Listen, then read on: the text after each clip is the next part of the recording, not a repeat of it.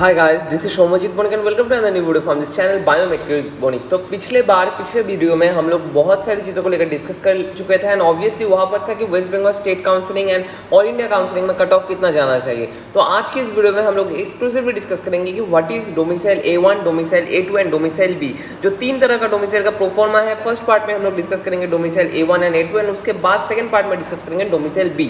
तो ऑब्वियसली अगर आपको इन डिटेल में सब कुछ जानना है तो ऑब्वियसली आप लोगों को ये वीडियो लास्ट तक देखना पड़ेगा। एंड ऑब्वियसली अगर आप लोग हमारे काउंसलिंग सर्विस में ज्वाइन करना चाहते हो तो नीचे दिए गए इस नंबर पे आप हमें कांटेक्ट कर सकते हो। तो चलिए without any further introduction let's start the video. तो पहला जो क्वेश्चन सभी लोगों का आता है, what is called domicile A1, what is called domicile A2 and in दोनों के बीच में मेन मोटा सा डिफरेंस क्या है।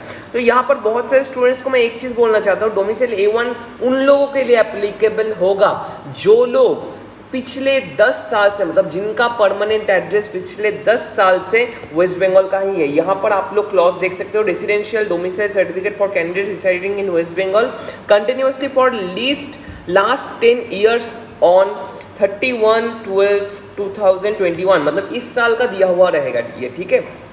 तो यहाँ पर एक चीज़ मैं आपको बार बार बताना चाहता हूँ, प्रोफॉर्मा A1 उन लोगों के लिए है जिनका परमानेंट एड्रेस लास्ट 10 साल से यहाँ पर वेस्ट बंगाल में ही है, ठीक है। एंड वो मैं बता रहा हूँ नेक्स्ट स्टेप्स में। तो पहले आपको क्या करना पड़ेगा, यहाँ पर आपको पहले जो करना पड़ेगा, student residing at any state for last 10 years में, आप लोग बिहार से हो सकते हो, आप लोग झारखंड, यूपी, मध्य प्रदेश, अरुणाचल प्रदेश, किसी भी जगह से बिलोंग कर सकते हो।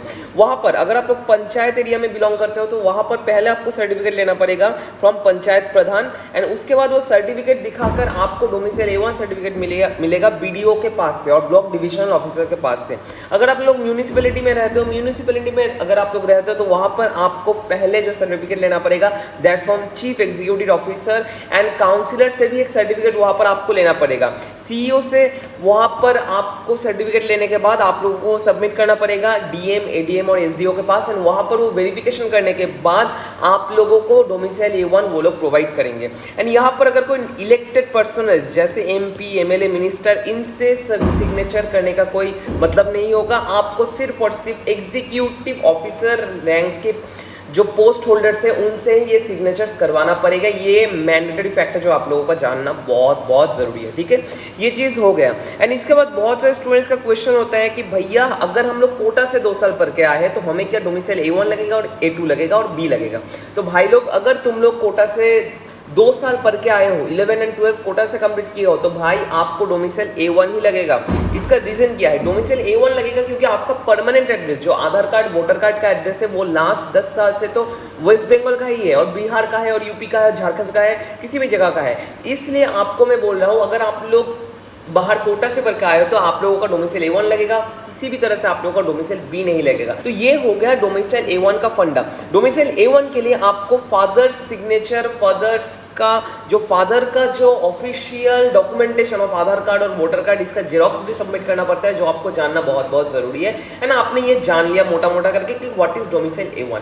इसके बाद आते हैं what is domicile A2। Domicile A2 appendix 2 में पड़ता है। यहाँ पर जो क्लॉज दिया गया है कि रेसिडेंशियल और domicile certificate candidate residing in the state of West Bengal continuously for last 10 years, मतलब आप लोग जिस स्कूल से पढ़े हो, ठीक है, जिस स्कूल से आप लोग पढ़े हो वहां पर डोमिसाइल A2 आपका लगेगा, ठीक है। वहां से आपको डोमिसाइल A2 लेना पड़ेगा एंड डोमिसाइल A2 जो प्रोफॉर्मा है वो सिग्नेचर करेंगे कौन, principal sir of your school, ठीक है। ये एक इंपॉर्टेंट फैक्टर जो आपको जानना बहुत जरूरी है। यहाँ पर फादर का कोई डॉक्यूमेंटेशन और आधार और वोटर प्रूफ का जेरोक्स नहीं लगेगा। यहाँ पर सिर्फ आपको स्कूल में जाकर प्रिंसिपल के पास से ये सर्टिफिकेट सिग्नेचर करवा के लाना पड़ेगा, ठीक है, कि डोमिसाइल A2 सर्टिफिकेट आपके पास नहीं है, वो आपको नेसेसिटी है। एंड बहुत से स्टूडेंट्स का क्वेश्चन होता है भैया नीट काउंसलिंग में, ऑब्वियसली नीट काउंसलिंग में कौन सा सर्टिफिकेट हमें लगेगा, डोमिसाइल A1 और A2।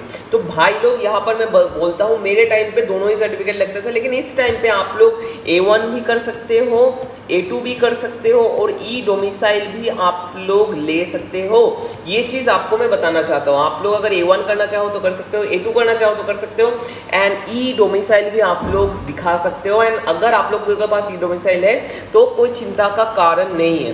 डोमिसाइल A1 आपको लेना पड़ेगा, म्यूनिसिपैलिटी पंचायत एंड उसके बाद कंजिक्यूटेड जो डिस्ट्रिक्ट मैजिस्ट्रेट होंगे, एसडीओ होंगे, बीडीओ होंगे, उनके पास से डोमिसाइल A2 आपको लेना पड़ेगा from principal sir of your school, ठीक है। ये हो गया डोमिसाइल A1 एंड A2 का फंडा।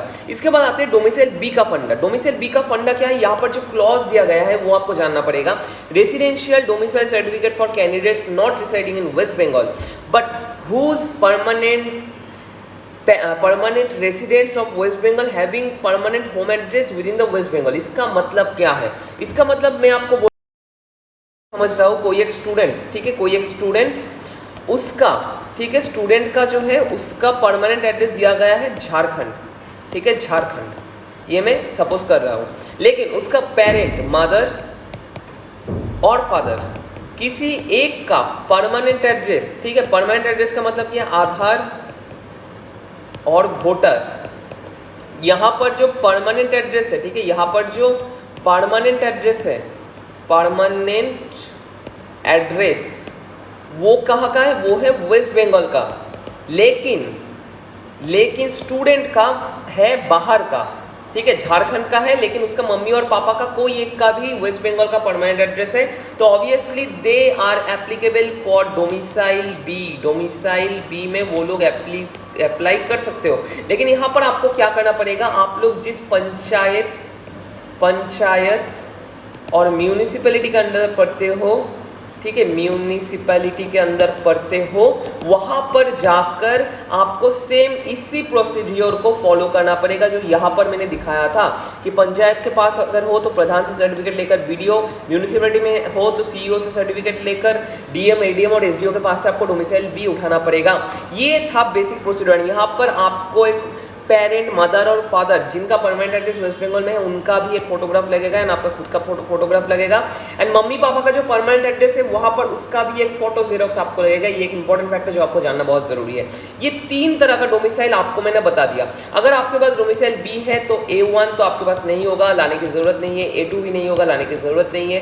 कोई एक सर्टिफिकेट आपको शो करके दिखाना पड़ेगा कि हाँ, I belong to this state and I am eligible for the state quota counselling. And यहाँ पर मैं आपको बोलना चाहता हूँ, जिन लोगों का स्कोर अबव 580 है इन वेस्ट बंगाल, और मैं बोल सकता हूँ अबव 570 है वेस्ट बंगाल, वो लोग जल्द से जल्द डोमिसाइल करवाना स्टार्ट कर दो। एंड जिनका ऑल इंडिया में 609 के ऊपर कट रैंक है इन ऑल इंडिया कोटा, वो लोग भी जल्द से जल्द डोमिसाइल करवाना स्टार्ट कर दो, क्योंकि मुझे लगता है ये मार्क्स में अगर आप लोगों को तो सेफ जोन में हो एंड काउंसलिंग में आपका एक अच्छा खासा रिजल्ट आ सकता है।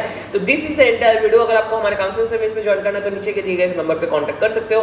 एंड आज से इतना ही, नेक्स्ट राउंड और कुछ इंटरेस्टिंग वीडियोस को लेकर, तब तक के लिए stay tuned with biometric morning and thank you guys for watching the entire video. Thank you.